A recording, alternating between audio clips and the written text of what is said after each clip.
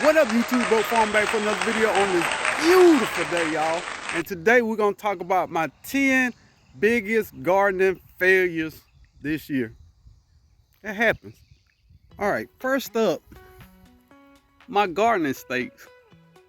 Now I like using garden stakes, but A, it's not deep enough, and B, it's not strong enough. I should have went with something thicker, where I could drive it into the ground further. These stakes, little metal stakes, they fall and bend in a heavy wind. That was not a good idea. I knew what I wanted to do, and I knew I wasn't gonna prune my tomatoes this year. So once the tomatoes ain't pruned, they get a lot of these heavy stems to the side. Now for all that weight, this is just not enough. Just not enough. And I should have put it further down. But we live and we learn. Next year, I'll probably get some T-posts. I have something set up different, but I definitely like the stakes. I just went about it the wrong way. That's my failure. Not replenishing my wood chips. I put wood chips in this bed probably 2 years ago, and it helped retain moisture, and my soil still looked good, but my soil looked good, and overall these plants needed way less watering.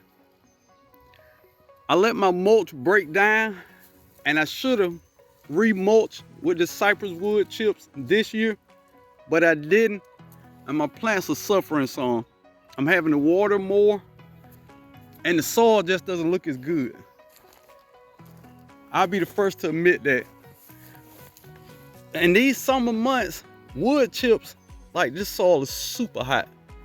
This wood chips would have retained some of the moisture, kept the temperature down in the soil. That was my bad. You live and you learn. Growing exotic melons that didn't do good last year. I think these are Boulay De La Southern melons. I mean, they looked pretty on the package. They didn't work out last year. I should have knew better than planting stuff that didn't work last year. Insanity is doing the same thing over and over and expecting a different result.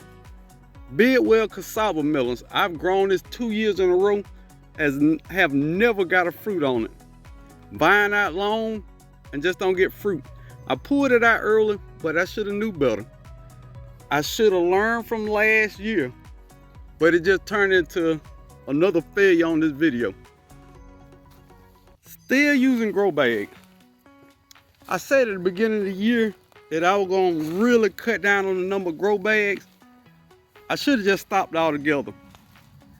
I can't speak for all grow bags, but I can tell you from the ones I got, they just rip apart. 2 years max, and they just start looking bad. I don't know what else to say. Grow bags just don't hold up. I should have knew better. I said I was going away from it, but I kept a couple things in grow bags. But as soon as it gets to the summer, I remember why I didn't like grow bags.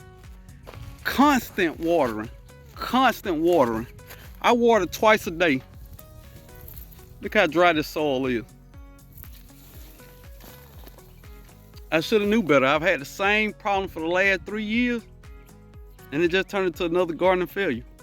All right, a gardening failure that I knew I should do better this year. So I said, hey, summer get here and I start pulling plants out from spring, I'm gonna have my plants in here ready to go. Now all these are tomatoes. Do you see any tomatoes? Soil is horrible. Maybe not, the soil ain't that bad. But I didn't follow through. I had a great plan. All these were supposed to be backups in this cement mixer tub. But what happens is, I didn't pay attention. I focused on other things in the garden. And now all I got to plant out is weeds. That's it. Literally no tomato plants. I let the weeds choke it out. I didn't maintain it. That is definitely a gardening failure that I knew better, and I still didn't do nothing about it. All right, this is one failure I'm mad at myself about because I knew better and I didn't do nothing about it. This is my Santa Rosa plum. Last year I maybe got 4 plums. This year I probably had 1,000 plums. Now I watched everybody's videos. Soon as spring got here, they start spraying their trees for plum curculio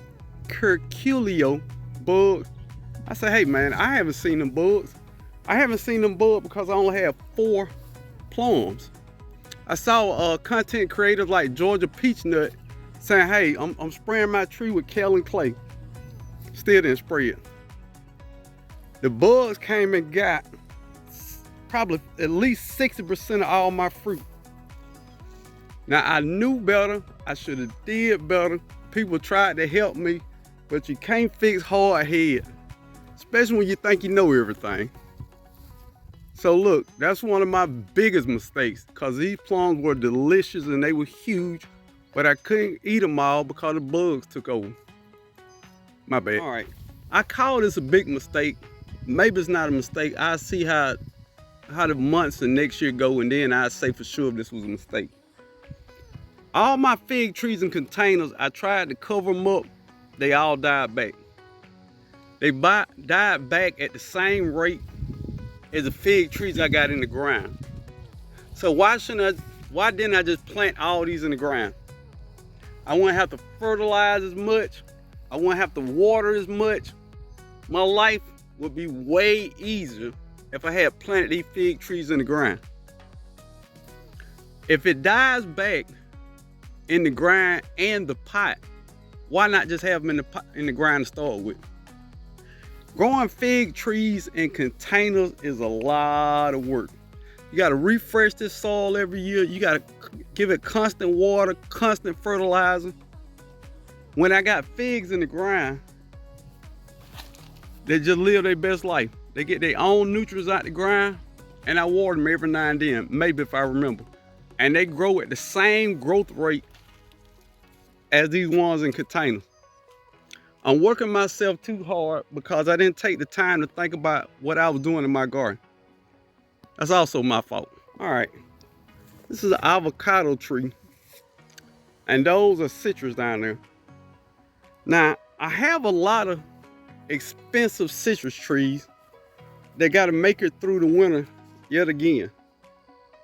Now, my plan was to take cuttings from my trees that I can't find nowhere else, like this pineapple orange tree. I didn't take any cuttings. Now I got to cross my fingers all over the winter time, hoping that it make it. If you spend a lot of money on a fruit tree, any fruit tree, take cuttings, graft it, or something. Because if you spend $60 to $70 on a tree and it dies, and you don't have any cuttings from it, that's your fault. I should have took cuttings from this finger line in early spring, because I got this finger line for, I want to say, 20 bucks. If you find them anywhere online for under $75, you're winning. This was a big mistake. Orange pineapple tree, I haven't seen it nowhere since I bought it. I should have took plenty of cuttings in the spring when they do the best. Too late in the season to do it now. It's super hot, and I don't want to baby them like that. Should have took cuttings off this. Should have took cuttings off. Well, this ain't big enough. I'm gonna let you. I could have took that cutting right there. That could have been another Italian pink flesh lemon, but I didn't. Pink variegated. I got 2 trees. I definitely should have took some cuttings off this one. I could have sold. I see 10 cuttings right there, and I think the plant would be healthier if I cut them out the bottom, because it's really close to the soil. But yeah, that's my fault. I knew better, but I didn't do better. It's a failure.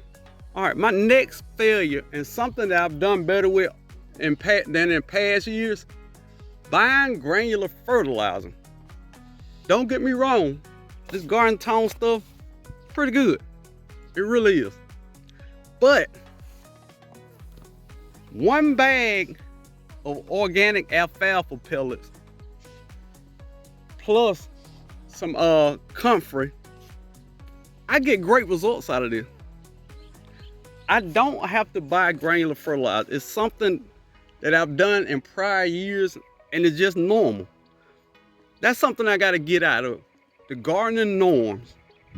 Alfalfa pellets work perfectly. I have comfrey everywhere. Let me show you.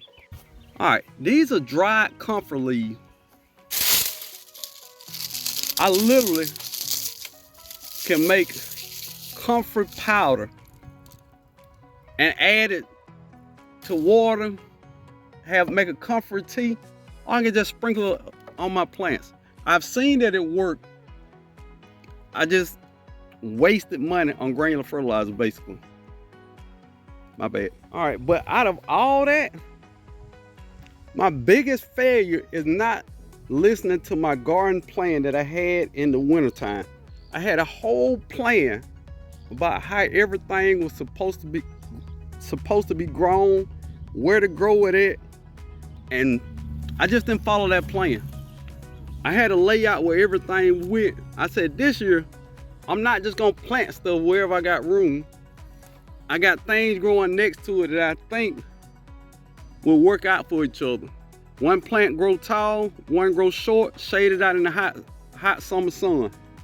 That's the plan I had. But what I did, same thing I always do. Planted squash here, basil. I don't even know where that basil come from. Right up under that, I have a fig tree. Now I guarantee you, if I go back and look at my garden layout that I did in wintertime, that is not how I had it planned. And guess what I got right here? A collard tree. Was that in the plan? It definitely was not. Definitely was not. But the great thing about not going along with your garden layout or your garden plan, you always got next year. All right, gardening failures is just the name of this video. There's no such thing as a garden failure because you learn so much from the mistakes you made. And the next year you apply those mistakes and life is easier and the garden is more abundant. Don't do like Brokefarmer. Learn from your mistakes, especially when you know better, do better. I didn't.